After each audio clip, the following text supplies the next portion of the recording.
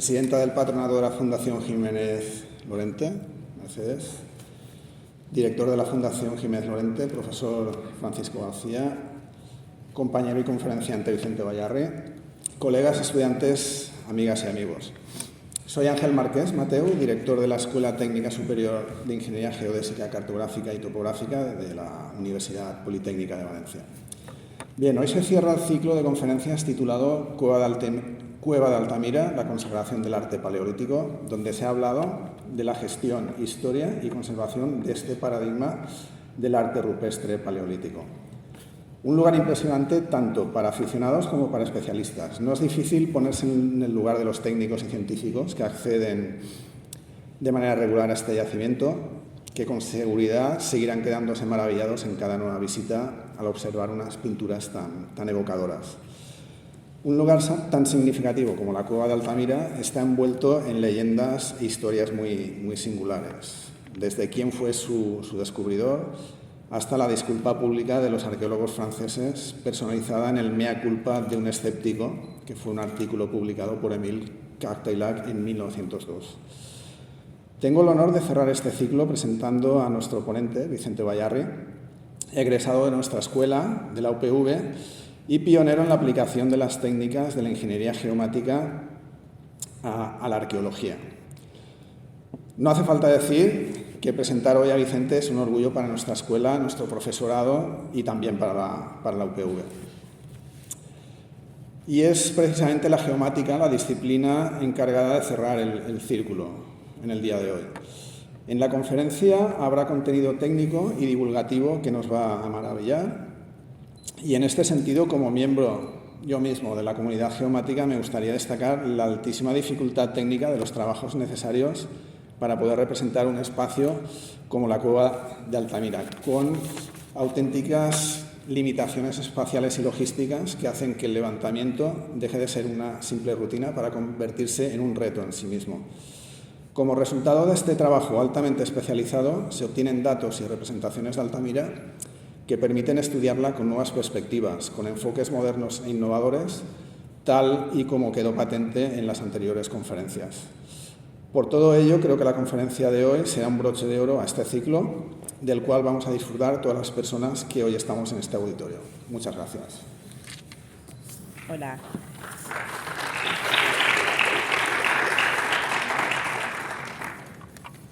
Hola, buenas tardes. Muchas gracias a todos por venir a esta conferencia que cierra el ciclo sobre la Cueva de Altamira, que este año 2023, ha sido organizado por la Fundación Jiménez Lorente y por la Universidad Politécnica de Valencia. A mí, más que nada, me toca comenzar recordando a nuestro fundador, Luis Jiménez Lorente, que además de farmacéutico fue coleccionista y estudioso de la cartografía histórica, especialmente de la valenciana.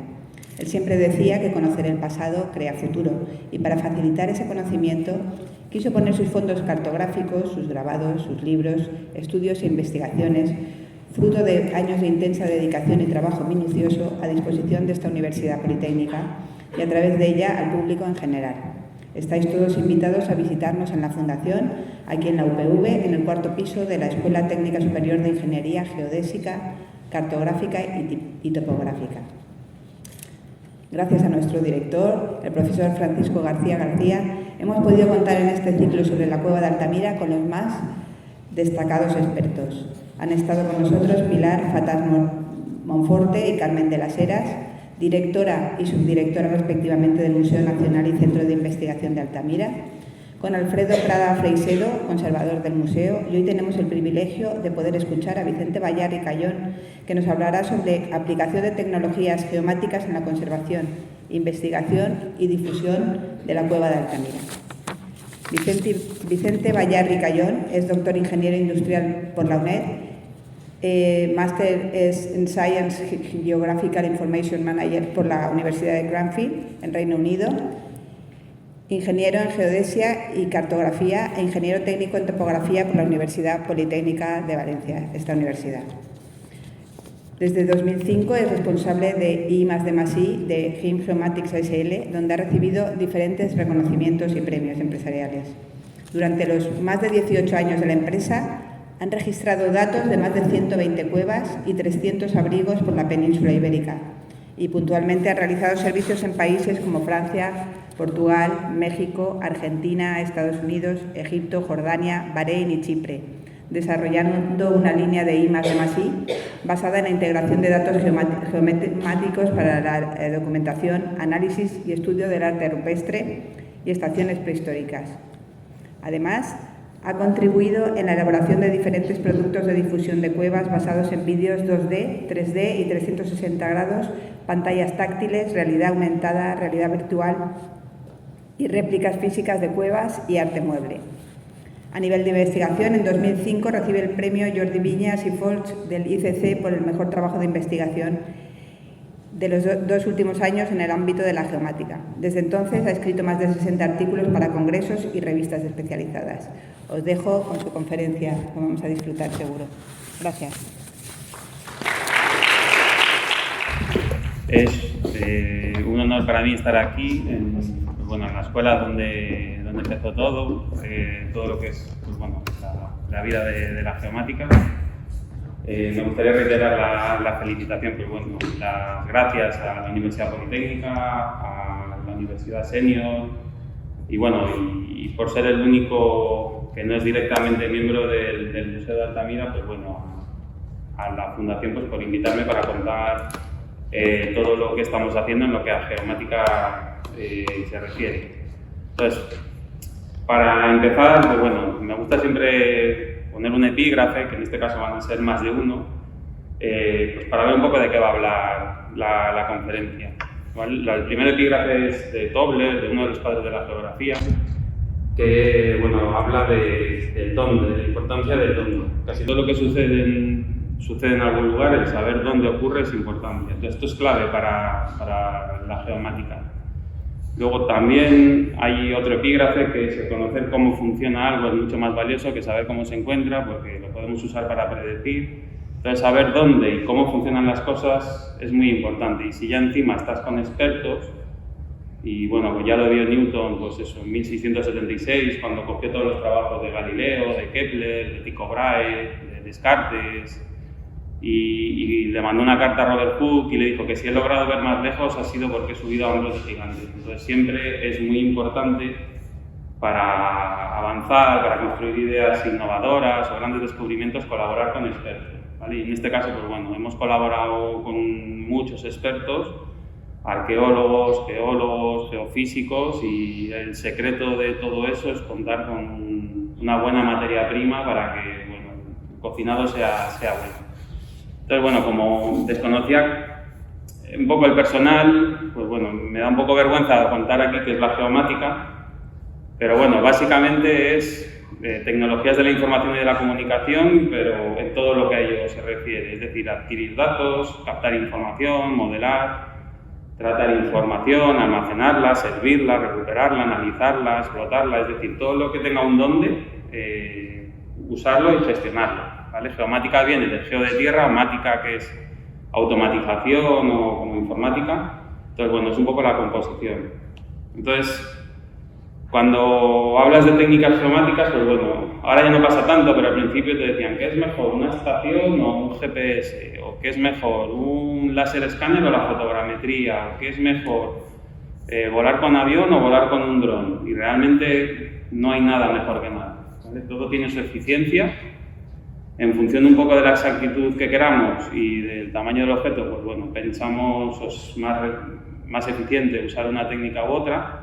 Entonces, estas son un poco las técnicas tradicionales. Nosotros, por el ámbito en el que estamos de la cueva, vamos a estar tamaños de objeto. Una cueva tiene 200, 300, 1000, 3000 metros. Entonces, por la naturaleza de las cuevas, vamos a estar hablando de fotogrametría, de láser escáner, vamos a estar, a ver si se ve el ratón, por esta parte de aquí, de tamaños de objetos del orden de 100 metros hacia abajo, ¿vale? Porque al final podemos medir tanto la montera de la cueva como un microorganismo de la cueva, que tiene tamaño de micras. Ahora enseñaré un ejemplo. Entonces, estas técnicas son tradicionales, están enfocadas a medir lo que vemos, pero en geomática también tenemos un par de técnicas, aunque alguno no las lleva a la geomática, que es los métodos geofísicos, como también están referenciados, nos permiten ver cosas que no podemos tocar, que no podemos ver directamente y nos permite analizarlo. Y lo mismo pues pasa con la teledetección. Igual que analizamos desde satélite, pues podemos analizar desde tierra. Entonces hay dos métodos que se van un poco de lo que el ojo ve, muchas veces, que van a ser muy útiles, ¿vale? Tanto la teledetección como el georradar. Entonces, bueno, presentado un poco lo que es la geomática, hay que hablar un poco de lo que son las cuevas. Las cuevas, bueno, ya lo comentaba Ángel, desde el punto de vista geomático son raras. ¿Por qué? Porque no son modelables en un SIG, en un CAD, porque no tenemos un suelo, sino que podemos tener un suelo, un techo y un suelo exterior, es decir, 3 puntos. Entonces, todo esto hay que huir de los programas tradicionales de topografía y pensar en otras soluciones que nos permitan, pues bueno, diseñar, modelar esos espeleotemas, modelar esos techos, esas paredes y poner en esas paredes esas pinturas. Cuando hablamos de cuevas también hablar de iluminaciones, de todo lo que conlleva un escenario interior, que es como un agujero que está dentro de una cueva. Entonces, bueno, lo que es la topografía o la geomática en sí se ha usado desde hace mucho, ¿vale? Desde el descubrimiento de Altamira ya se dibujó un croquis de un mapa. Entonces, ¿para qué querían mapas estos primeros investigadores? Pues para volcar lo que encontraban, decir dónde, qué pasaba. Entonces, pues bueno, el resultado final era pues un dibujo con una planta, una sección que te decía, pues aquí hay pinturas, o aquí hemos encontrado un resto, un arte mueble, o hemos encontrado cualquier cosa. Entonces, todos los estudios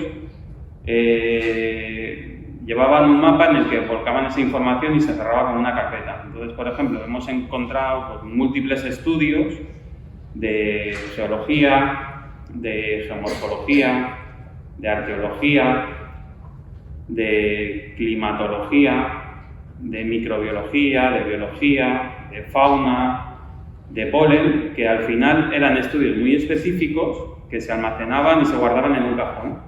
Entonces sí que tenían cierta información georreferenciada, pero nunca se ponía en contexto. Es decir, si yo tenía en un yacimiento aquí un estudio polínico, pues había las especies de árbol. Y como mucho tenía pues una cata y decía, pues esta muestra se saca de aquí, esta muestra se saca de aquí o de este sedimento y se quedaba ahí. Entonces, la labor nuestra es poner en valor esto, recuperar todos estos valiosos estudios que se han hecho a lo largo de la historia, pues en Altamira ya casi 150 años, y darles un uso pues que no se les ha dado, ¿vale? Que era simplemente, pues, por ejemplo, ¿para qué querían estos mapas? Para contar historias. Este sería el mapa de cómo colapsó el techo de Altamira, cómo se quedó Polícromos cerrado, ¿vale? Entonces, aquí se ve... Vale, aquí se ve, pues bueno, esto sería la planta de la cueva, se fue colapsando y, bueno, y esto sería la cueva actual. Entonces, estos mapas servían para contar este tipo de cosas, pero no tenían más ambición que, bueno, detallar una historia, pues desde el punto de vista geológico, geomorfológico, desde el punto de vista que fuese. Y luego hay que tener en cuenta que hoy en día trabajar en cuevas tienes que ir con mucho cuidado. El acceso está muy limitado, no puedes ir las veces que quieras. Entonces, todos los datos que cojas te tienen que valer para múltiples usos. Es decir, yo no puedo permitirme el lujo de coger datos solo para investigación, sino que esos mismos datos de investigación los voy a tener que usar para gestión y para difusión. Entonces, todo te tiene que valer para todo. Entonces, ir ligando estos estudios ambiguos con estos principios es un poco el secreto de poder sacar conclusiones. Entonces, bueno, aunque ya es el final del ciclo, por si alguno no sabe, destacar simplemente la cueva de Altamira. 3 cosas. Ya se habla mucho de ella, no quiero descubrir nada, pero bueno, decir que está en Cantabria, en su día en el mar, que fue descubierta en 1869 las pinturas, la cueva en 1868 por Modesto Cubillas, que era el guardés de la finca de Marcelino Sánchez Autuola. Lo único que Marcelino no fue hasta años más tarde, pero la cueva ya se conocía. De hecho, ahora enseñaré un mapa posiblemente de esa época. Es patrimonio mundial desde 1985 y bueno, es una de las, lo llaman la Capilla Sistina del arte paleolítico, aunque no les gusta mucho ese nombre porque realmente la Capilla Sistina sería la Altamira del arte renacentista, si lo miramos bien desde el punto de vista cronológico. Entonces, bueno, Básicamente, esa es la primera foto que se hizo de Altamira, una foto del Museo de Altamira, para que se viese un poco cómo era el interior. Entonces, si entramos en Google y se pone Cueva de Altamira, sale esto. Salen pinturas de la sala de polícromos de la Cueva de Altamira. ¿Vale? He tachado algunas porque esas no son de Altamira, pero básicamente lo que vemos son los bisontes de Altamira. Entonces, esto yo creo que es una idea equivocada de lo que es Altamira. Altamira no es un retablo de polícromos que está en una cueva, sino que Altamira es un sistema kárstico que está senil, se está muriendo, se está dolinizando, en el que tenemos una serie de elementos vivos, bióticos, ¿vale? Como microorganismos, flora o fauna que vive ahí. Luego tenemos unos hechos que han hecho los humanos, han alterado la cueva, la han modificado, van a visitarla, ¿vale? Todo eso causa un impacto y además tiene unos elementos no vivos, abióticos, pues que es un soporte o la roca que tiene, un clima, un régimen de climas, agua, fuego, y una parte de la cueva tiene pigmentos. Entonces Altamira es esto, es un sistema kárstico que está en equilibrio, lo que está vivo con lo que no está vivo. Entonces cualquier balance que hagamos va a modificar todo, ¿vale? Desde podemos deteriorar más rápido la piedra o podemos hacer que florezcan las bacterias, revivan o se mueran y luego actuando en las bacterias que los hongos hagan una contraposición. Entonces, el equilibrio de todo es mantener Altamira. La conservación de todo es conseguir que este sistema esté en equilibrio, ¿vale? No es solo una sala de un museo o un retablo de una iglesia, sino que esto es un equilibrio de un sistema macro, ¿vale? Cualquier actuación en un determinado punto va a afectar al resto, ¿vale? Entonces, pues como he dicho antes, ya desde el descubrimiento, desde 1879, hay información de planos de Altamira. He traído el primer dibujo que se hizo de la cueva, cuando no se llamaba ni Cueva de Altamira, se llamaba Cueva de Santa Olaja. El nombre de Altamira no soy yo el experto, pero se puso después del descubrimiento de las pinturas, entonces posiblemente esto sea de 1868, 1879, y luego ya cuando se encuentran las pinturas, apareció el primer boceto que apareció en el diario Impulsor, en 1880. Entonces, bueno, ahí aparecía ya, pues bueno, ahí se ve una sección y un plano en planta de la cueva.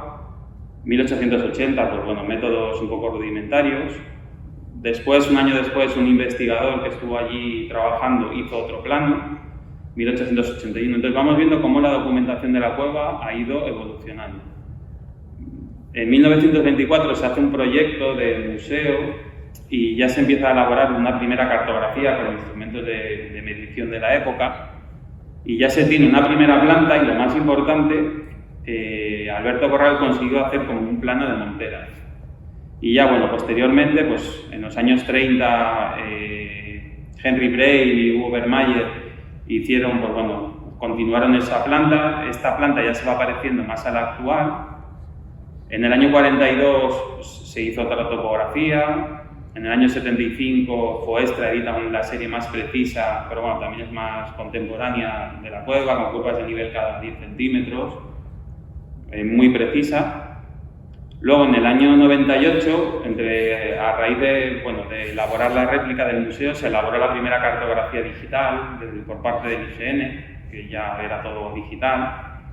Y bueno, poco después, en el 2013-14, pues bueno, ya empezamos a entrar nosotros. Voy a contar un poquitín en qué consistió esa primera topografía. Entonces, año 2013, veníamos de un cambio de ley.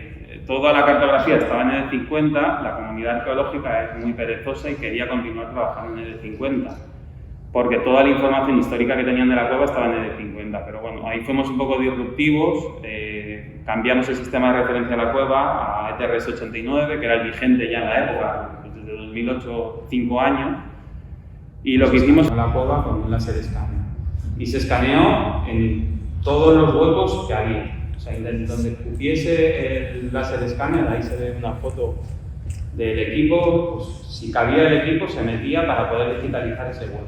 Entonces, lo que intentamos fue hacer una documentación lo más exhaustiva y precisa posible de la cueva. Esto luego se preprocesó, se limpió y se procesó. ¿Y qué obtuvimos? lo primero que ellos necesitaban, que era la cartografía tradicional de la cueva. Aquí se ve pues, bueno, el plano en planta y la sección longitudinal, secciones transversales, que era a lo que la gente estaba acostumbrado a manejar. No queríamos romper la manera de trabajo, porque al final si rompes una manera de trabajo hasta que lo adoptan es muy traumático, entonces preferimos hacer pues, un cambio gradual. Se introdujo el levantamiento del exterior y ya tuvimos un primer cálculo de modelo, ya se podía hacer un primer cálculo de modelos entre la cueva y qué correspondencia tenía en el exterior, ya con métodos y sabiendo un poco las precisiones. Entonces, como ya teníamos un modelo de cueva, luego lo enseñaré, y un modelo de techo, pues podíamos empezar a ver los primeros mapas de análisis, pues cuál era la cota del suelo, cuál era la cota del techo, para saber, por ejemplo, si había una visita, techos altos se almacenaba el aire caliente, o cotas más bajas donde se estancaba el agua. Se generó la primera cartografía de altura de galerías. Altura de galerías es la distancia que hay entre el suelo y el techo de la cueva, ¿vale? Para toda la cueva. Este es un mapa raster con 2 centímetros de tamaño de píxel para toda la cueva. Y como teníamos información de techos y exteriores, pues hicimos un cálculo de monteras, ¿vale? Montera es la distancia que hay entre el techo de la cueva y el exterior. Entonces ya nos permitía saber el grosor de la capa que teníamos de suelo encima de la cueva, para saber las zonas que estaban más próximas al exterior, en las que se podía producir un intercambio gaseoso más rápido que las que tenían más paquete de suelo, que es llevaría más tiempo. Luego hay que ver otro nivel que la fracturación, pero eso ha sido posterior. Y bueno, en definitiva lo que nos permitió ver es la cueva en 3D, ¿vale? Hasta aquí no sabíamos qué forma tenía la cueva, por dónde iba. Y bueno, luego hablaré del yacimiento exterior, que es esto blanco que se ve aquí. Pero bueno, en el 2013 lo que ya pudimos tener fue la primera idea de conjunto de la cueva. Esos mapas que teníamos en 2D, poderlos ver en 3D, pues para entender que había una sala más baja, que esto tenía un buzamiento, que esto está en pendiente, dónde se va a parar el agua, por qué, y luego entender muy bien la montera, que es lo que se ve aquí en blanco. Entonces, esto ya para nosotros fue un cambio de concepto, ya pudimos empezar a pensar en 3D, ¿vale? Entonces, a partir de aquí ya era mejorar. Entonces, bueno, ahí se ve un poco en naranja o en marrón el modelo de la cueva, en una malla blanca pues lo que sería el terreno. Entonces ya podíamos ver en cada sitio pues qué relación o qué pasaba entre el exterior y la cueva. Sacamos la cartografía, pues bueno, cambió. Como pudimos meter el láser escáner en todos los huecos, pues bueno, aparecieron 8 diferencias, aquí se ven, de galerías que faltaban en la topografía que se hizo anteriormente, porque se hizo con estación y solo se hacía desde el eje, pues hasta nuevos ramales, se hizo más larga, la cueva pasó a ser 20 metros más larga, pues por esa diferencia que se ve ahí. Y bueno, actualizamos los valores. La cueva ahora mismo tiene 296,5 metros, 20 metros más larga de los años 90. Tenemos un área de cueva de 11.390 metros cuadrados y un volumen de 9.400 metros cúbicos. Lo más importante, polícromos son 152 metros cuadrados de retablo, por así decirlo, y el volumen de polícromos son 285 metros cúbicos. Y vimos que los cálculos que se habían hecho en los años 80 daban un valor de 330 metros cúbicos, es decir, esos cálculos había que actualizarlos un 15% a un volumen un 15% más pequeño. Entonces, todos estos cálculos de estancia en cueva y tal había que actualizarlos. Entonces, bueno, esta fue la primera tacada. Simultáneamente, empezamos a pensar en hacer una nueva artimagen, ¿vale? Sí que se había trabajado a lo largo de la historia, pues desde el primer dibujo del techo que hizo Paul Ratier, que fue en la película de Altamira sale, es un pintor que estaba pintando en la colegiata de Santillana y le encargó Marcelino Sánchez Autuola ir a pintar un fresco de lo que era el techo de polícromo. Entonces, bueno, de esta época hay rumores, no hay evidencias de que se hizo en 1880 una primera foto con luz eléctrica por parte de un maestro de Puente San Miguel, que es un pueblo que está ahí al lado, pero no se ha encontrado. Se llamaba José Escalante y González, era un profesor del instituto que hay allí y siempre se ha visto, pero nunca se ha tenido y se ha podido. Pero ha habido como, ahí hay una leyenda urbana.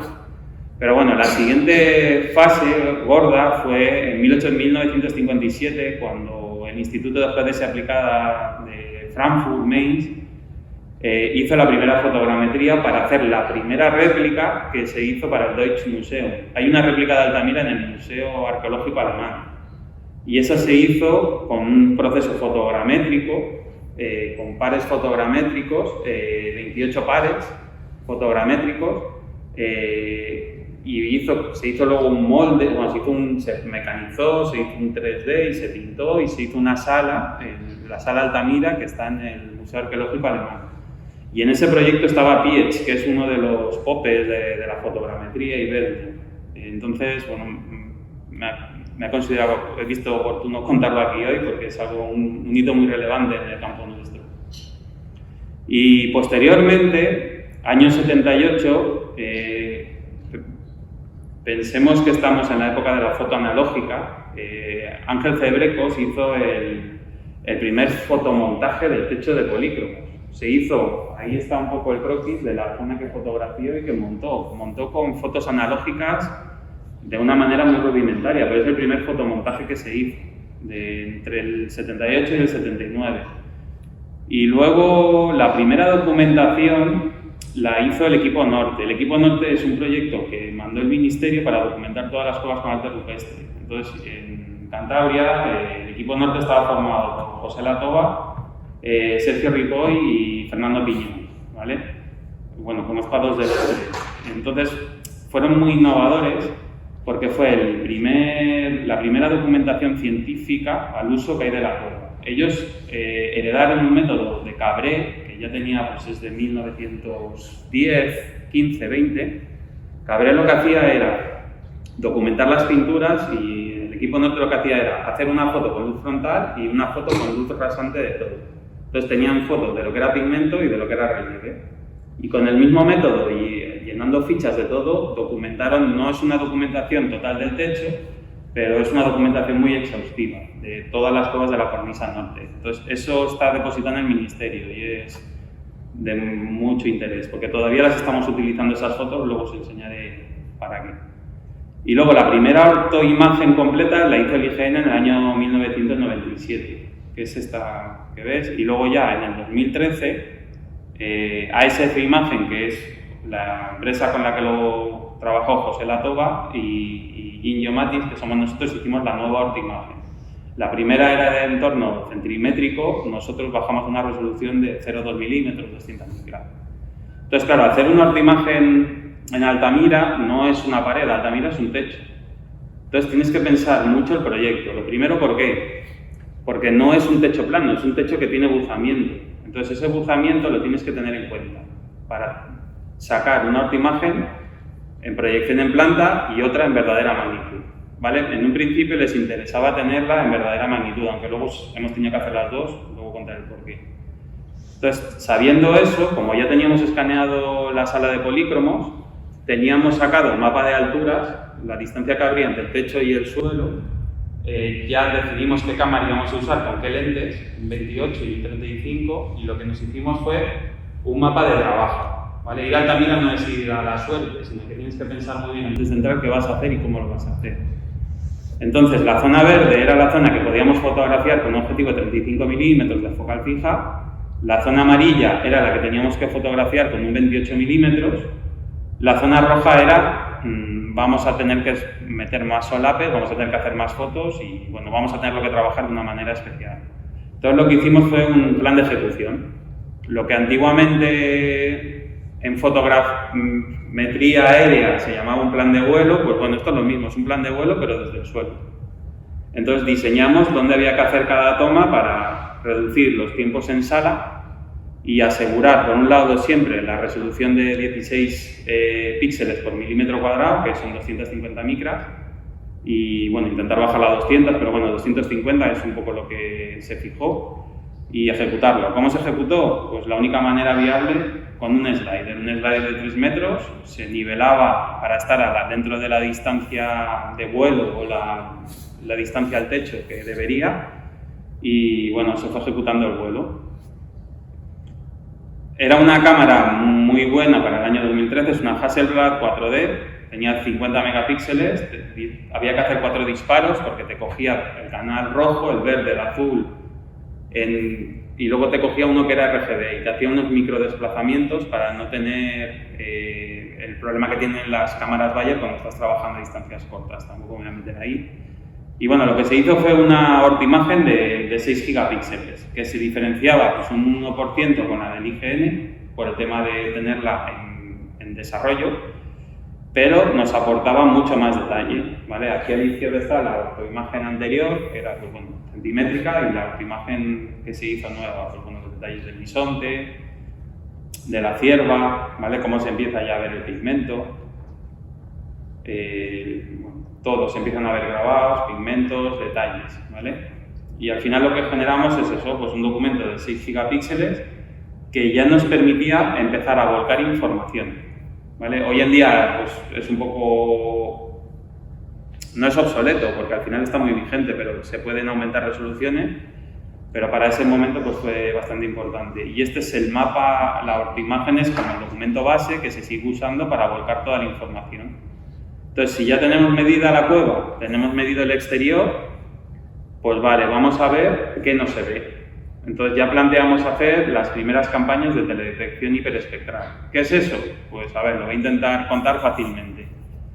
Nosotros, dentro del espectro electromagnético, vemos una parte muy pequeña, que va entre 400 y 650, 700 nanómetros. ¿Qué hace una cámara de fotos? Cuando yo hago una foto, la cámara me coge 3 canales. El rojo, el verde y el azul. 450, 550, 650 nanómetros. Y con eso me genera la imagen.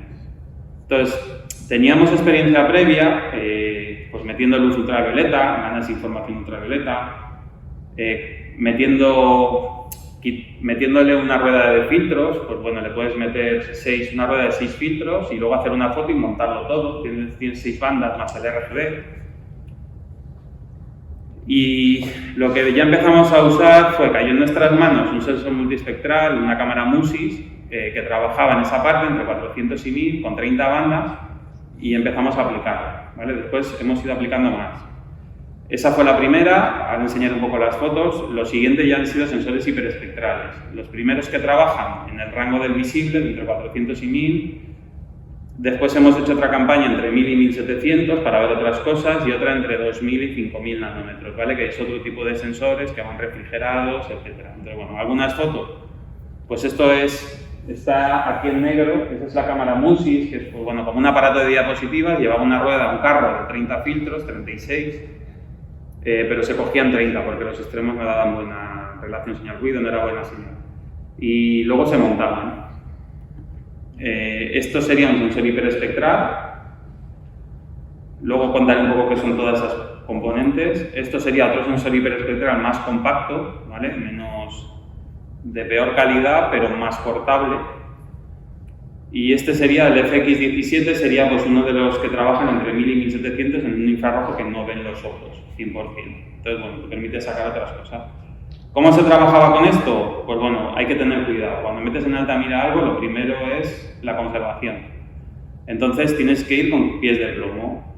¿Por qué? Porque estás metiendo luces. Las luces son peligrosas para la conservación. Entonces te tienes que asegurar, primero, que no estás dañando la cueva, que no estás alterando lo que es la microbiología de la cueva, metiéndole ultravioletas, que las pueden activar dependiendo un poco de la microbiología que haya, y que no estás calentando el soporte, ¿vale? Porque puedes producir pues, una inversión térmica en la pared, que se llene de humedad y deteriorarlo, acelerar el deterioro. Entonces, bueno, básicamente lo que hicimos fue coger firmas espectrales de luces y, bueno, ahí se ve, usamos una luz negra, ahí se ve la de la curva negra y la de la curva verde, ¿vale? Luego la apoyábamos, aquí se ve con una luz LED infrarroja a la derecha y, bueno, y allí hay un máximo en el ultravioleta, que es una LED ultravioleta que metimos, pero aquí no se usó. y con esta combinación era con lo que se cogía. Entonces, hay una recomendación de ICOMOS que habla de que no puedes incidir con más de 50 luces. Entonces, es muy poquita luz, pero lo que se hacían eran tiempos de exposición muy largos para intentar meter poca energía en la pared y sacar información de ella, ¿vale? Porque esto al final estoy metiéndole ondas electromagnéticas, puedo calentar la pared, pueden pasar muchas cosas, aunque la luz parece muy inofensiva. Entonces, ¿qué hacíamos? Bueno, no se ve muy bien, en este círculo ahí está el sensor hiperespectral y lo que hacíamos era, bueno, primero meter un patrón de calibración de la luz para tener imágenes, señales de reflectancia del panel. Lo siguiente, meter una cámara térmica. La cámara térmica la poníamos antes de llegar y la parábamos, o bien, si subía a 0,2 la temperatura del soporte, o 0,1 ya se paraba, y si ya subía a 0,2 era muerte. Entonces, ¿qué tenía la cámara térmica? Toda la zona en la que se estaba trabajando, que se ve a la izquierda, termografía. Entonces te daba el valor máximo, el valor mínimo. Entonces, en el momento en que veías que el valor máximo subía a 0,1, pues ya lo parabas, porque no queríamos alterar. Entonces, bueno, esta información que se capturó con mucho cuidado y mucho mimo, mucho esmero, de manera muy meticulosa, se le aplica a un procesado estándar de teledetección hiperespectral, ¿vale? No voy a entrar aquí, pero bueno, básicamente se hacen dos procesados. El primero para analizar la señal, ver qué pigmentos son iguales o qué soportes son iguales. El segundo para mejorar la visualización del arte, ¿vale? Entonces, bueno, se hacen como dos. Uno me interesa, que es el soporte, que si es roca, de qué tipo, si tiene concreción o no, y en el otro me interesa que se vea bien la pintura, principalmente, ¿vale? Entonces, ¿qué se obtuvo? A ver, como no es el fin, que esto lo contó un poco Carmen, tampoco quiero entrar, pero bueno, para que se hagan una idea, esto es la pata de un bisonte, esto es un dato en bruto.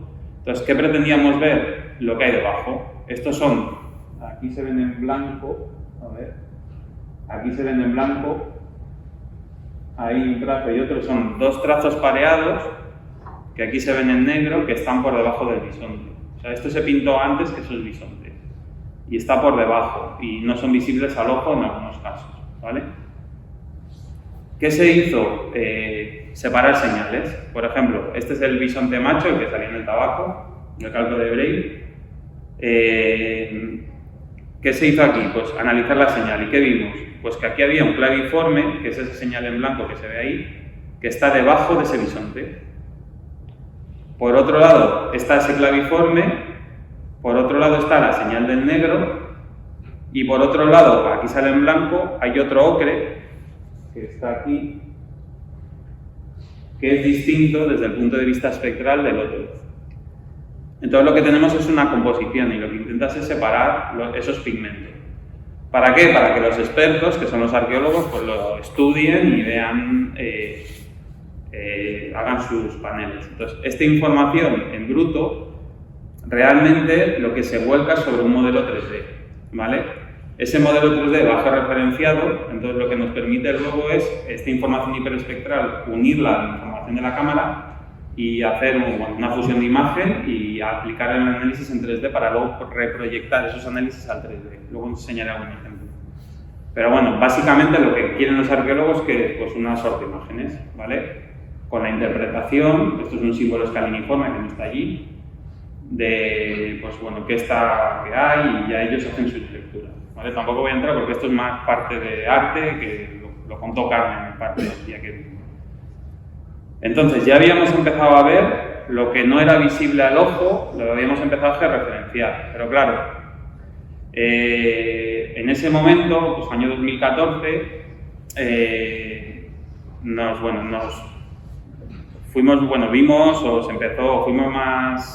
nos enteramos de una manera más notoria, pues que la cueva pues perdía pigmento. Entonces planteamos un método. Vamos a ver si podemos medir cuánto pigmento ha perdido desde que tenemos fotos hasta ahora. Y luego vamos a ver si podemos controlar este pigmento que pierde a futuro, si se puede controlar de una mejor manera. Entonces, ¿qué fue lo primero que hicimos? Cogimos las fotos del equipo norte, del año 79 y del año 83, son dos fotos distintas, y lo que hicimos fue esas fotos reproyectarlas en nuestra autoimagen del techo.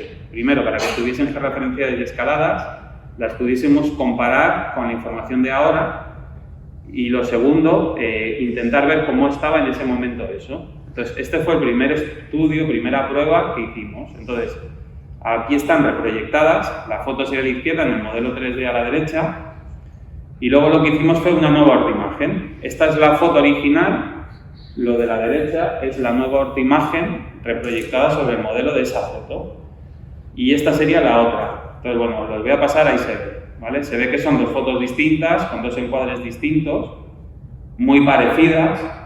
La primera con luz frontal, para ver pigmento, la segunda para ver grietas, con luz rasante. Entonces, esto, más la actual, que es esta, queríamos compararlas. ¿Cómo? Aplicando métodos, pues bueno, que en geomática vemos, que es clasificación de imágenes. Las imágenes se clasifican y vemos un control de cambios de una fecha a la otra. Entonces, es estadística. Tengo un píxel que es pigmento, si luego pasa a rocas, que se ha caído el pigmento. O si tengo roca y luego es pigmento, pues lo que veo es que se ha movido pigmento ahí. Entonces, empezamos a ver ya con una resolución de un píxel o de un píxel y medio, pues esto, que si tenía una foto, ahí en la zona central se ve, aquí, de aquí a aquí, caídas de pigmento. Se ve ahí, ¿no? Con fotos de los años 70, 79 y 83 respecto a ahora.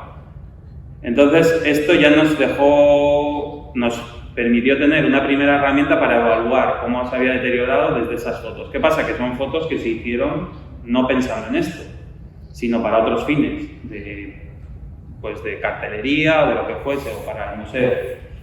Entonces, por un lado, estamos intentando recopilar fotos históricas. Se está pidiendo incluso a la gente que hizo fotos en la cueva, para ciertos paneles que han sufrido más deterioro, poder ver cómo eran en la antigüedad, porque no hay un archivo fotográfico, ¿vale? Y a partir de ahí se planteó ya el control a futuro. Entonces, ¿qué era el control a futuro? Pues aquí nos hemos podido adecuar a la resolución de las fotos, vamos a fijar unas pautas de cara a futuro. Entonces, bueno, lo que se hizo fue en las zonas que más preocupaban, o que son estas que están recuadradas, ver qué pasa con bastante resolución. ¿Cuánto es bastante resolución? Se planteó al principio 50 micras, o sea, 0,05 milímetros. Ahora estamos trabajando a 35 en una zona y a 9 micras, 8 o 9 micras en otra, o 10. Ahora os enseñaré algún ejemplo, ¿vale? Es llevar las cámaras estándar al límite, ¿vale? Hay que llevarlas al límite. ¿Para qué? Para ver cambios en detalle. Necesitamos ver cambios en detalle, pues como esto. Esto es pigmento. Entonces aquí se ve que este pigmento aquí está aquí, la forma es distinta, y aquí está aquí. Aquí hay pigmento, aquí no hay. En un principio pensábamos que teníamos errores de solape, pero luego lo que vimos, porque en un principio se pensaba que el pigmento se cae al suelo, se está cayendo el pigmento. Entonces nuestra mente decía, hay pigmento, pues si se cae, hay un momento que hace así, pum, y se cae. Pero lo que vimos es que no, vimos que el pigmento se reposicionaba de una parte a otra hasta llegar a un punto de goteo, y de ese punto de goteo cae, que es distinto, porque al final tiene una trayectoria y al final de esa trayectoria cae. Entonces, eso lo empezamos a averiguar pues, gracias a esto, ¿vale? Veíamos que de año en año, de medio en año, el pigmento estaban los bordes del pigmento, pero ¿qué pasa? Que hacía falta mucha resolución. Y lo mismo que podíamos ver que pasaba con los pigmentos, empezamos a ver con las bacterias. Las bacterias se están moviendo, están mermando, ¿vale? Estas fotos son de las primeras, ¿vale? Son zonas un poco complicadas, no son muy buenas. Pero lo más importante era que habíamos conseguido coger fotos de los años 90 y ver cómo estaba ahora de bacterias. Esto fue aquí nos asustamos. Porque en la imagen de la izquierda los blancos son bacterias y en la imagen de la derecha está mucho más colonizado de bacterias. Entonces dijimos, si sigue esto, en 20 años está tapado. ¿Qué pasa? Que saltaron las alarmas. Pero claro, esto fue una foto de archivo del año 94 con una del 2015. Eso había sido así, pero ya no estaba así. Ahora estaba ya estabilizado, porque cuando continuamos controlando la zona ya vimos que se había estabilizado. Pero ¿cómo lo conseguimos? Pues considerando esas bacterias como si fuesen bosques, ¿vale? Porque al final una bacteria es un bosque. Lo tienes que hacer en detalle. Aquí se ve, esto que se ve ahí arriba gris es como la cabeza de un alfiler, ¿vale? Entonces, bueno, aquí se ven cambios. Bueno, voy a enseñar otras fotos que igual se ven mejor. Pero bueno, aquí básicamente ya se ve que esto de aquí es distinto que esto de aquí, que estas formas son distintas, las bacterias aquí son distintas, se ramifican, crecen, ¿vale? Aquí ya se empieza a ver mejor.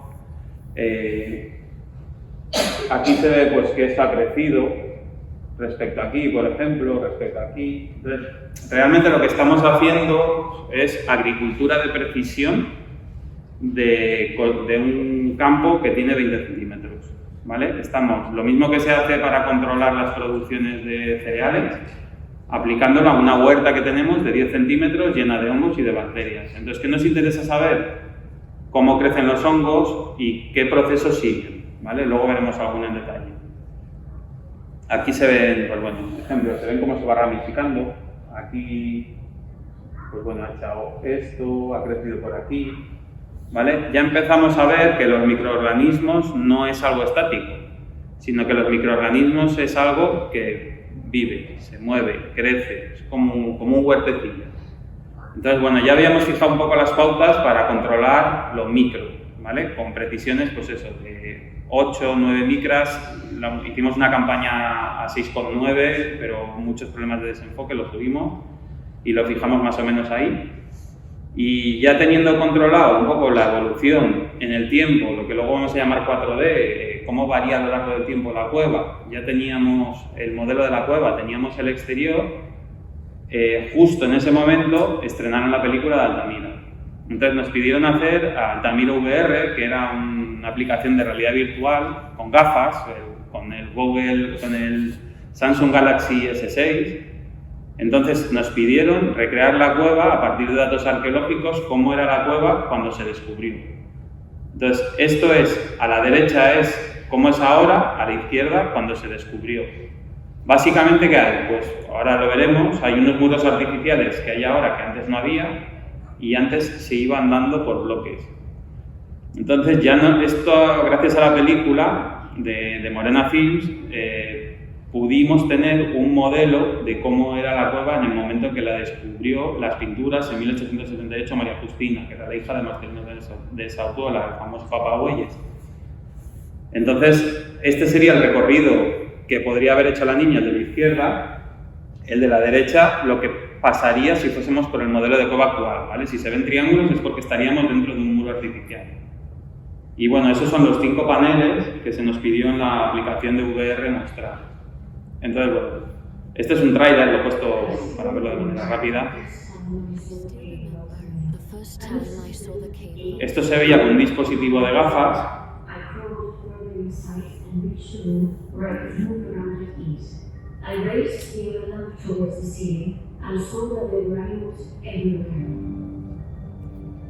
¿Vale? La misma actriz que hizo a la película hizo la voz del doblaje en español y en inglés porque es bilingüe, ¿vale? Es la nieta de Gutiérrez Zaragoza.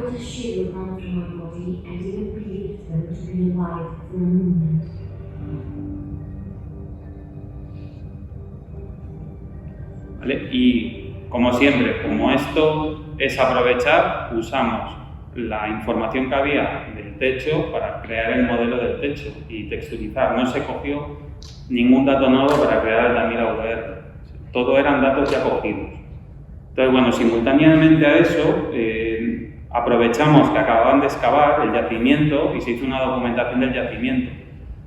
Que bueno, la he puesto aquí porque es una documentación estándar arqueológica, pero para nosotros es muy importante porque fue la que nos ayudó a poder crear el modelo paleolítico de la cueva después.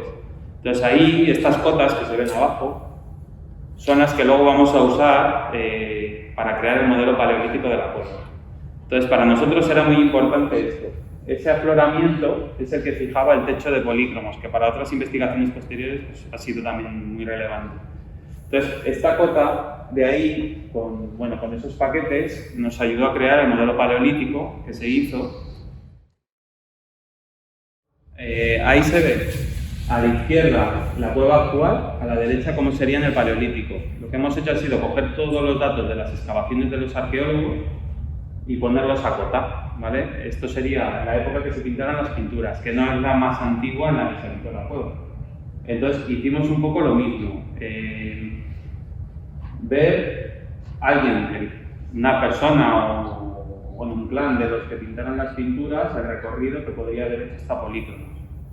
Entonces, este modelo es muy útil porque es un escenario histórico que nos ayuda a hacer cálculos de si a las pinturas les llegaba el sol directo o no. Entonces ya nos permitió tener 3 modelos de cueva. O sea, por un lado estamos controlando cómo se va deteriorando, cómo va evolucionando, y por otro lado tenemos 3 modelos históricos de cueva. Cómo es ahora, cómo es cuando se descubrió y cómo era en el Paleolítico cuando se pintó. Vale, este modelo está hecho para toda la cueva, no lo voy a poner porque al final es un paseo por la cueva, pero este es el que usamos más tarde para Altamira Paleolítica, o sea, para la cueva pintada que luego veremos. Me engancho aquí. Vale, he visto este que aquí no he ido.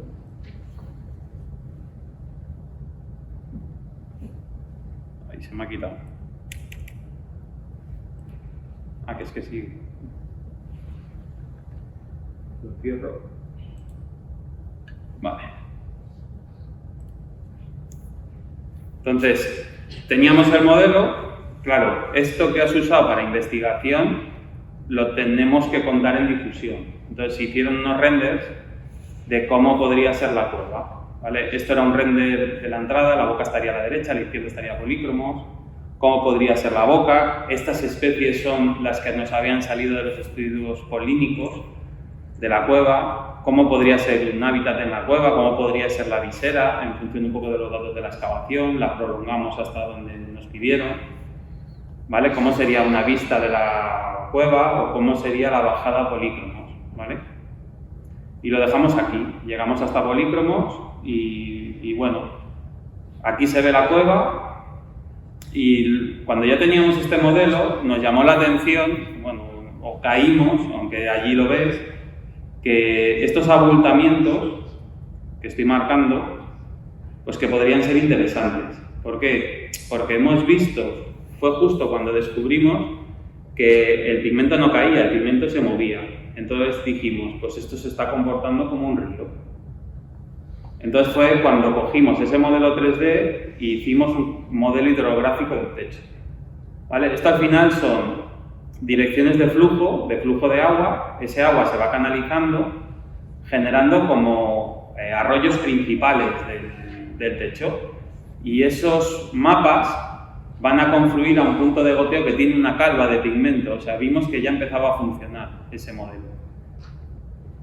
Hicimos lo mismo, vimos no solo los arroyos del techo, por llamarlo arroyo, no es un arroyo, pero bueno, zonas donde se canalizaba el agua, y sacamos luego las cuencas hidrográficas. Cuencas hidrográficas es pues un sitio cerrado en el que el agua por ahí va a llegar y va a gotear. Entonces son como delimitaciones.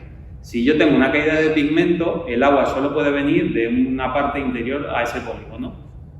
Y lo mismo hicimos, calculamos los puntos posibles de caída de pigmento, de caída de agua, que eran los mínimos de ese techo.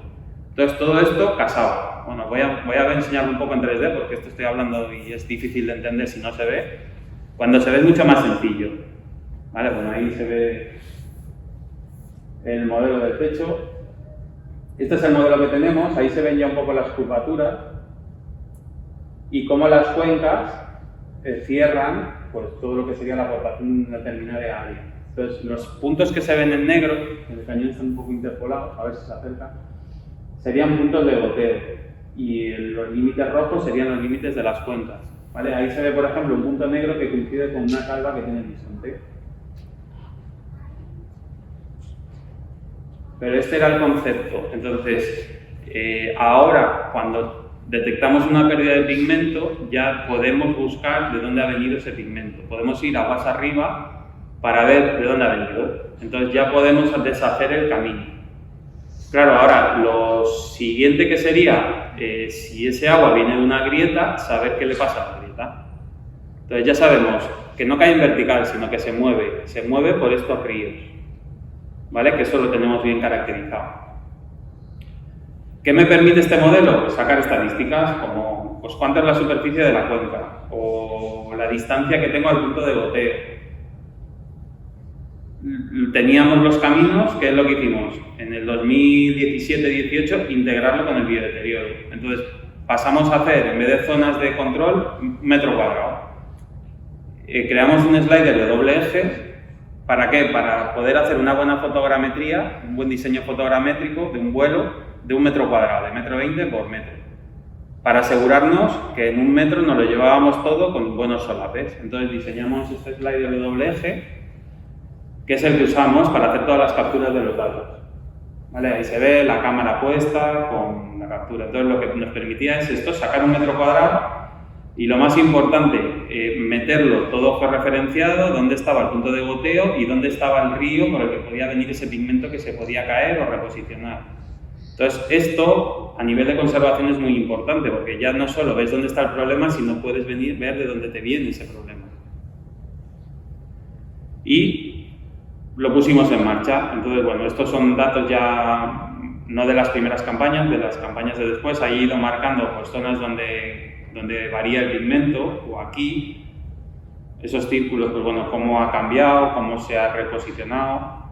Y lo que nos permitía era manchas que veíamos muy dinámicas, como esta, ver qué pasaba. Porque, claro, mosqueaba esta mancha porque me hacían una foto y a los años hacían otra foto y tenía pigmentos.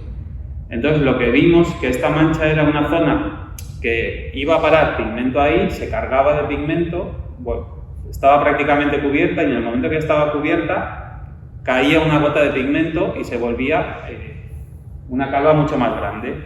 Entonces todo esto, como lo tenemos referenciado, lo tenemos metido dentro de un GIF, lo que hacemos es cuantificarlo, medir los píxeles de calva que tiene en cada época y con ello sacar estadísticas para ir viendo a qué velocidad se carga y en el qué momento que está cargada cae el pigmento, para poder estimar cuánto tiempo va a tener hasta otra carga igual e intentar parar eso, ¿vale?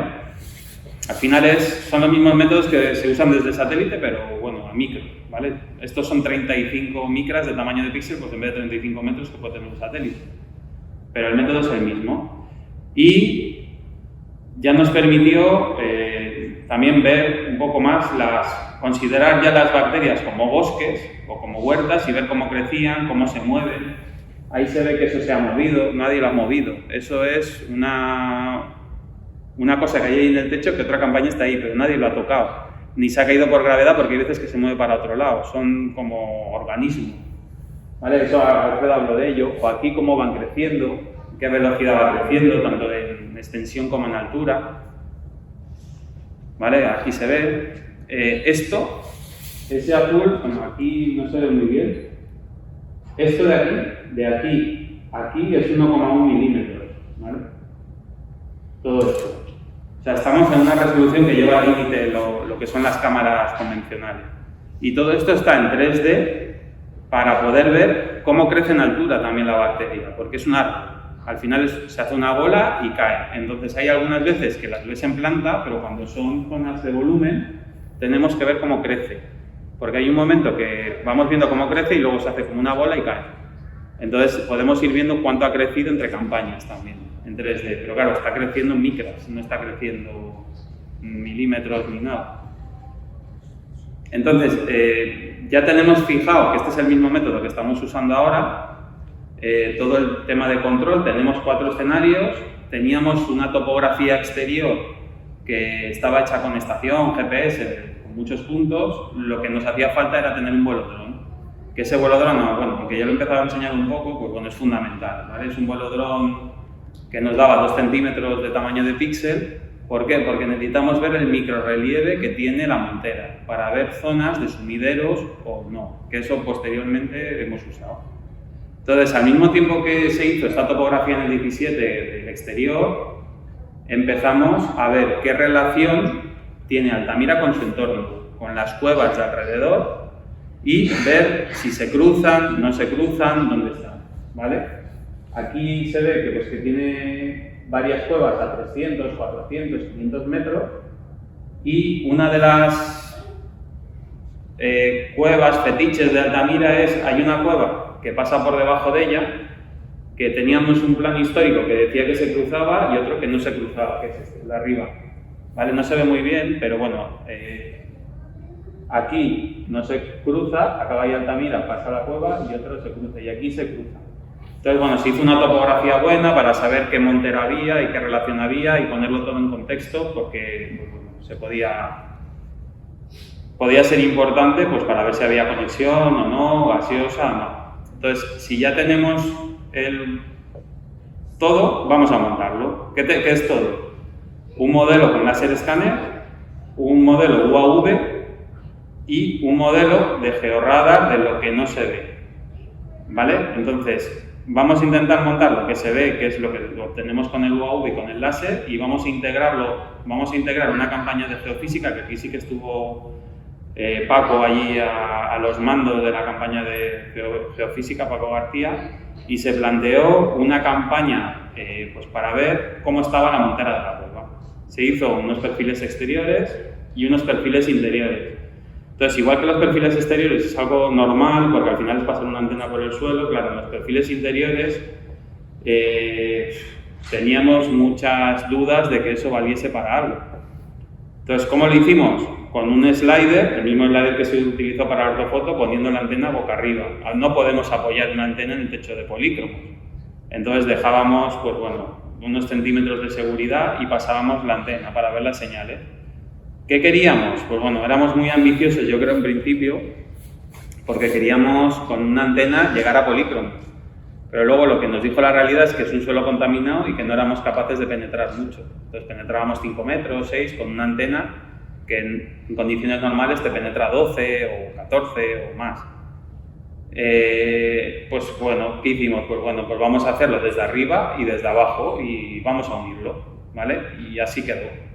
Entonces, ¿para qué nos sirvió esto? Pues para saber un primer diagnóstico de cómo está la montera.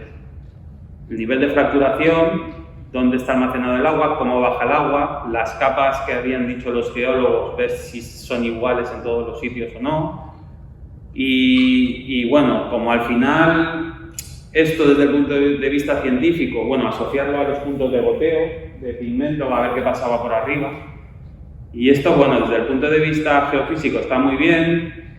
Cuando te dan los datos de la geofísica son vídeos así, que tú vas viendo anomalías y tal, pero claro, esto a la gente hay que contarlo. Entonces, la manera de contarlo, ¿qué es? Llevártelo a tu modelo 3D, ¿vale? Los radargramas o estos modelos 3D, para la gente que es técnica, bien, pero a la gente del museo, a la gente que va a visitar el museo, esto no es capaz de entenderlo. Entonces, ¿qué hicimos? Integrarlo todo, ¿vale? Hicimos un modelo con el dron, la cueva y cómo estaba la montera. Entonces, esta fue la primera vez que fuimos un poco conscientes de cómo estaba la montera de la cueva, todo en relación de todo. Entonces, bueno, este es el modelo dron. Lo atravesamos, estas serían todas las principales anomalías de la cueva, ¿vale? La cueva hay dos, ahí se ve otra cueva, que es la cueva de Estalactitas, ¿vale? Se van viendo pues, que hay grandes alturas, y lo que se está haciendo es bajar. Van desapareciendo, entonces vamos viendo, se van quitando las superficiales y vamos viendo las grandes anomalías pues, bueno, en profundidad, ¿vale? Hasta que se baja la cueva.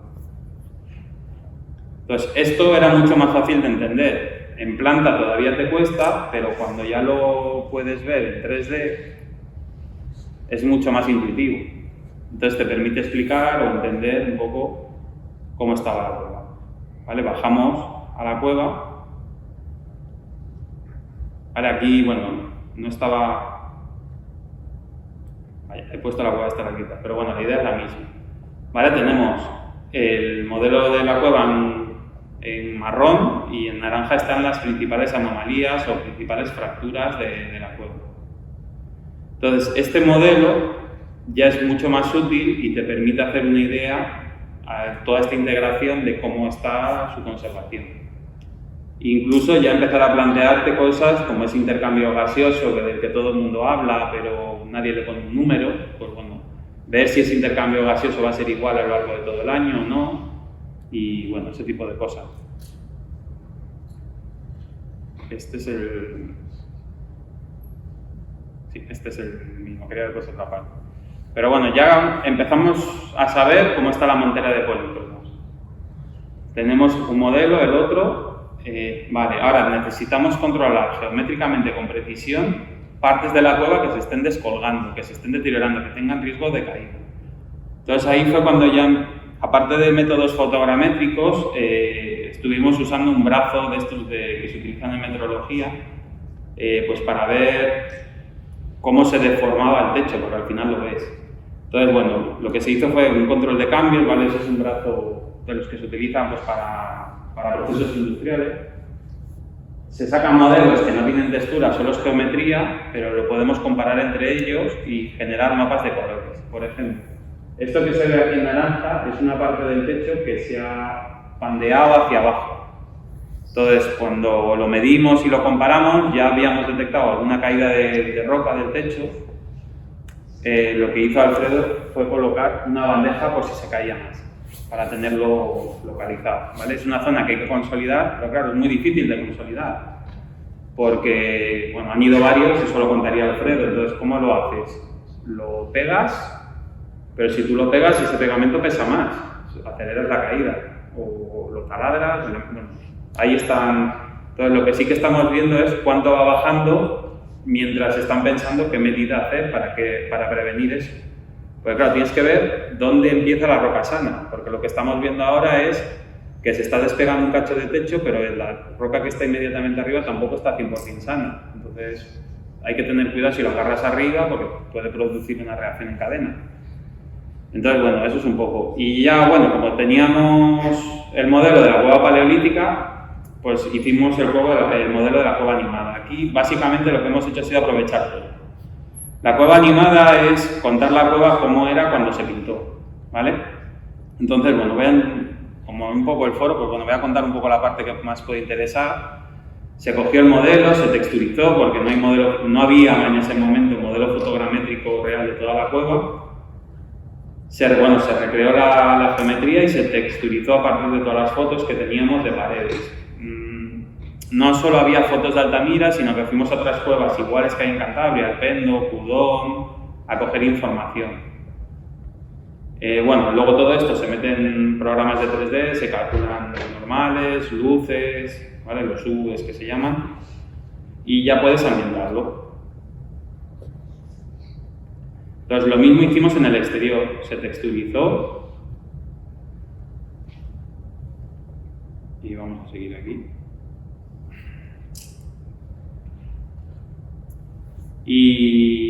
Y bueno, para el modelo 3D del techo de polícromos usamos el modelo de máxima resolución, ¿vale? La geometría la tuvimos que bajar, pero mantuvimos bastante textura, como para llegar a un nivel de detalle pues, de 200 micras en ciertas zonas, ¿vale? Al final lo que haces es cargar de más textura en unas zonas o menos otras.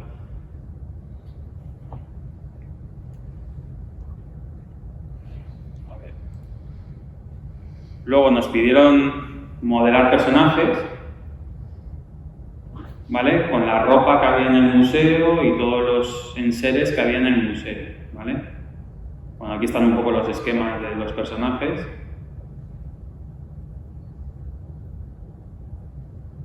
Vale, estos personajes tendrían que estar animados, con gestos más o menos naturales, en situaciones pues, cotidianas, ¿vale? Había 6 personajes. Aquí, por ejemplo, este niño se eliminó en la prueba final, que era el que sujetaba la lámpara.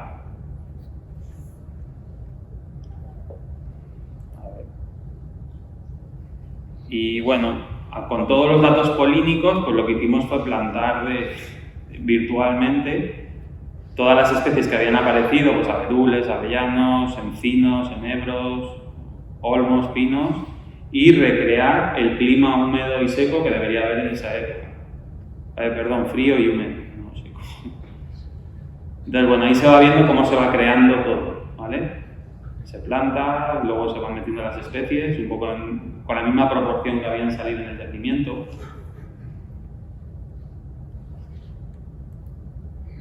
Y bueno, otra cosa que fue también un poco reto era ajustar un poco la temperatura de color a la temperatura de color que deberían de tener los artistas. Entonces estuvimos, pues bueno, cogiendo lámparas de tuétano y calibrándolas y ajustando esa temperatura a la de una lámpara de tuétano, porque es como se piensa que se pintaron las pinturas, porque la percepción es muy distinta, usando luz fría de luz cálida. Ahí se ven un poco las diferencias. Entonces, bueno, nos fuimos a unas lámparas de tal y luego lo que hicimos fue, que esto sí que no podría haber estado en la realidad, pusimos 34 lámparas pues, por toda la escena para iluminarla, ¿vale? Para darle un poco más de... pues, bueno, para que fuese más acogedora. Pero si no, al final te mueves con una luz dinámica y bueno, pierdes la perspectiva de la profundidad. Y ya por último, pues bueno, todo esto lo que se hizo fue una trayectoria, un pad, y bueno, está disponible en internet. Este fue el tráiler que se hizo para contarlo. Esto fue justo en febrero del COVID, se estrenó. ¿Vale? Y ya teníamos, pues bueno, más o menos un modelo de lo que era la cueva en el Paleolítico. Se lo botó en 3 idiomas, en español, en inglés y en francés, y se hizo en 4K, ya preparado para el futuro, ¿vale? Se metieron calcos, todo esto iba recreando y, bueno, este está en internet.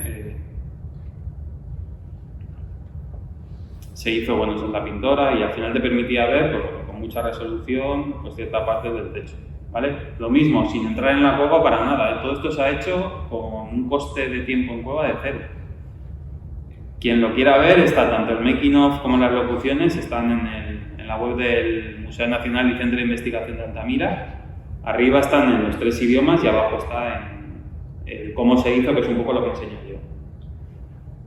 Y bueno, ya lo último, esto ya fue el COVID, bueno, pues ya en el 2021, el año siguiente al COVID, ahora saldremos en las fotos con mascarilla, pues bueno, ya empezamos a ver en detalle donde nos habíamos quedado antes del COVID, que era, teníamos los cauces, sabíamos por dónde caía el pigmento o dónde era el punto de goteo. Vamos a ver qué podemos averiguar de lo que pasa encima del techo, para ver cómo están las grietas, por qué grieta nos puede bajar el agua y meterse a nuestro río para gotear, para intentar ver si se pueden tomar medidas.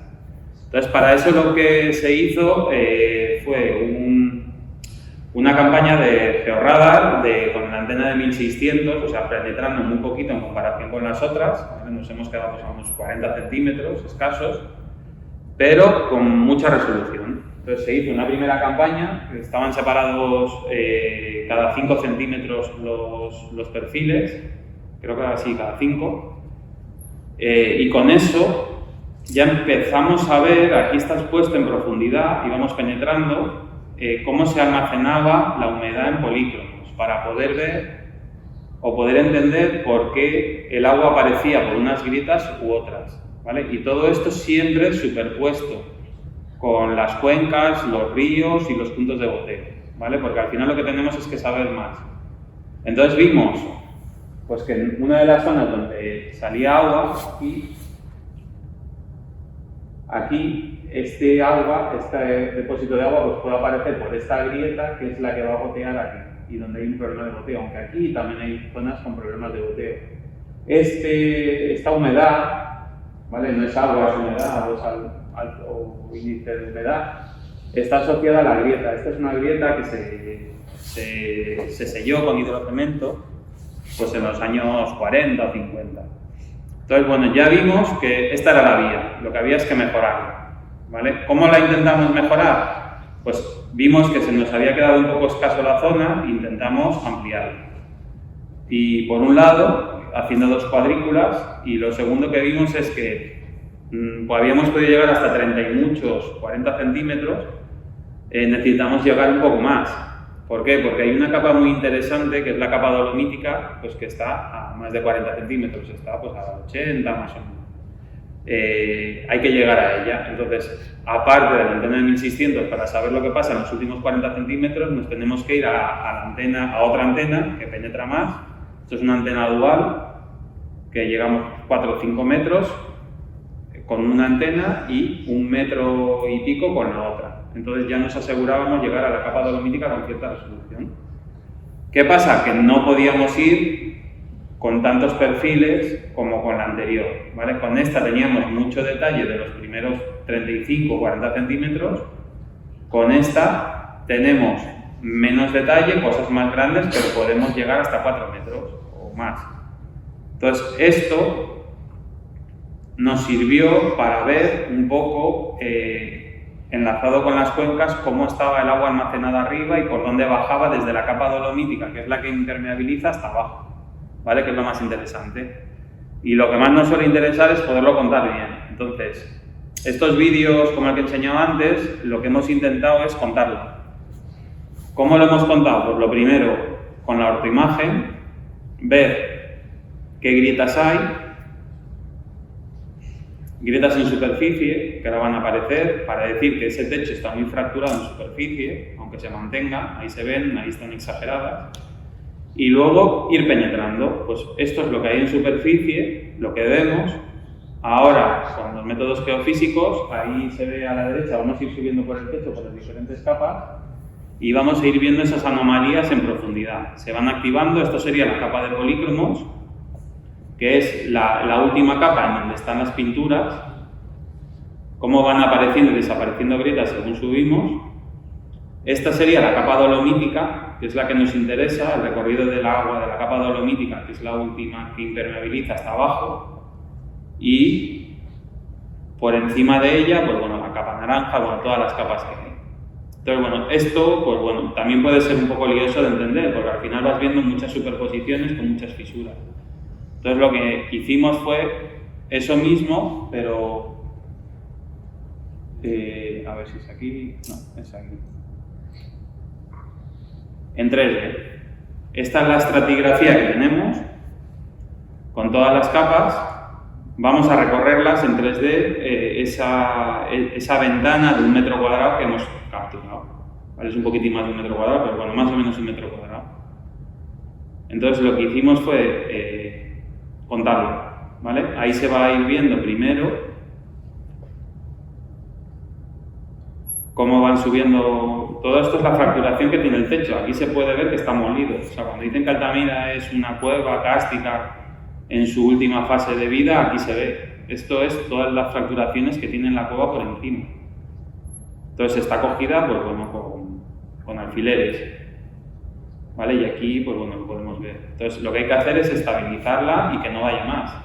Pero lo que hay que ser es muy cauto y saber entender muy bien cómo se encuentra, porque proyectos que han planteado allí a nivel regional de abrir una mina, hacer pozos de agua cerca de la cueva, lo que puede acabar es con el colapso de la cueva, esas vibraciones, por cómo está o cómo se encuentra en la cueva en sí.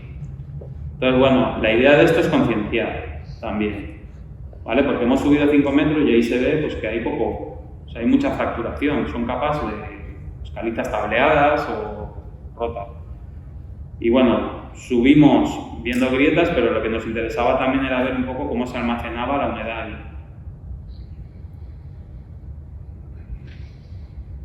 ¿Vale? Entonces lo que hacemos es bajar viendo un poco cuál podría ser la trayectoria del agua, ¿vale? Al final es 1 metro cuadrado, no es representativo del techo porque son 160 metros, más o menos, pero sí que nos hace tener una idea de qué pasa, ¿vale? De qué capas almacena más humedad, qué capas menos, y luego saber también que esto es algo dinámico, que hoy es así, pero después de una fase seca va a ser distinto y después de una fase húmeda va a ser distinto. Entonces no es igual para siempre.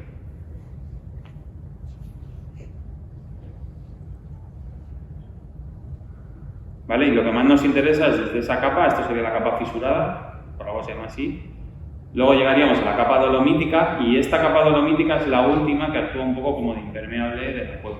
Y entonces aquí es de aquí hacia abajo, ya baja por esas fisuras. Hasta arriba es todo como un poco todo en conjunto. Entonces ya no podemos saber por qué grieta o por qué nos puede venir el agua que luego pueda arrastrar el pigmento. Y bueno, 2022-23 y ya lo último en lo que estamos metidos, que bueno, la campaña de campo fue entre febrero, bueno, marzo y abril. Hemos hecho una fotogrametría general de toda la cueva, ¿vale? Nos han pedido la misma resolución que hemos hecho en polícromos, 200 micras, pero para toda la cueva. Entonces, ¿eso qué implica? 29 días de cueva, más de 95.000 fotos, y solo las fotos ya ocupan 11 teras. Ahora estamos procesándolas. Entonces, no lo tenemos acabado, pero bueno, ya que veníamos, pues quería enseñar unas vistas de cómo está quedando, ¿vale? Esto es la foto. Estos son modelos 3D con textura real de la cueva tal cual está ahora. Entonces, bueno, lo que se puede ver es todo, los caminos y todo. Entonces, esta es la primera documentación continua para toda la cueva que tiene. No, hasta ahora no había. Sí que hay muchas fotos de cosas, pero si aparece una mancha nueva o aparece algo, no hay de toda la cueva un documento sobre el que irse. Entonces, ese documento que teníamos de polícromos, que nos ha servido para volcar fotos pasadas en ese y ir actualizándolo con fotos nuevas, e ir viendo cómo evoluciona, pues ahora ya lo tenemos para toda la cueva. Ahora podemos ir a un sitio que haya una foto, volverla a colocar en su sitio y volver a procesar.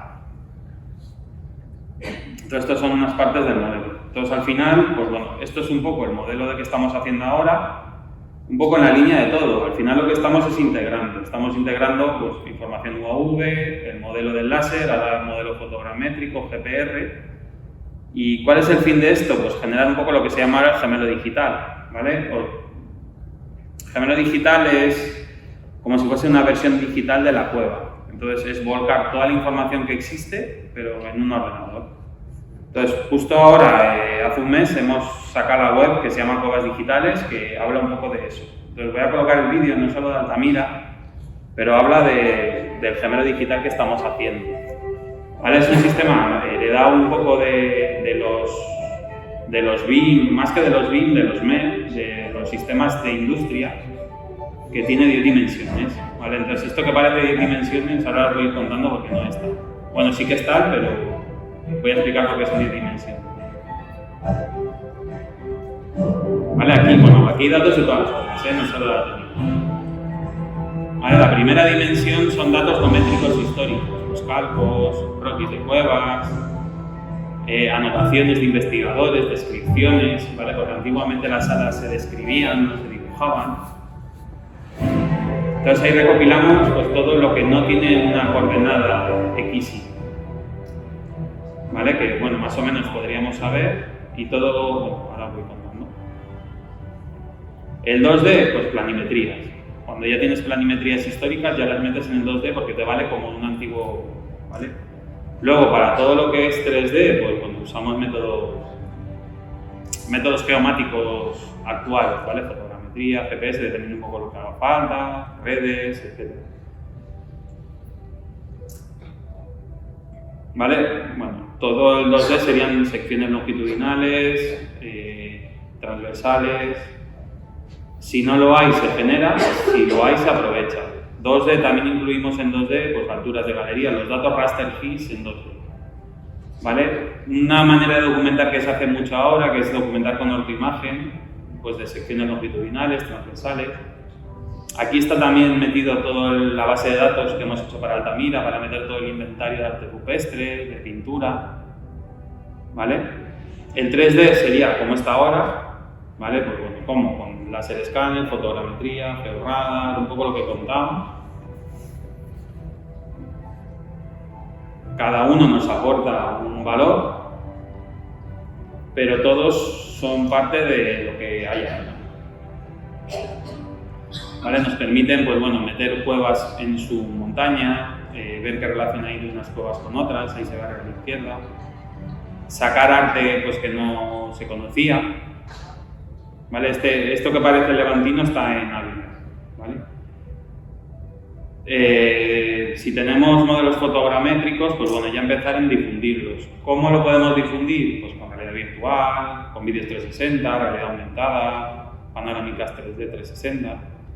¿Vale? Todo esto son proyectos de otras cosas, el Pendo, Altamira, Aichivitarte, Soplao, ¿vale?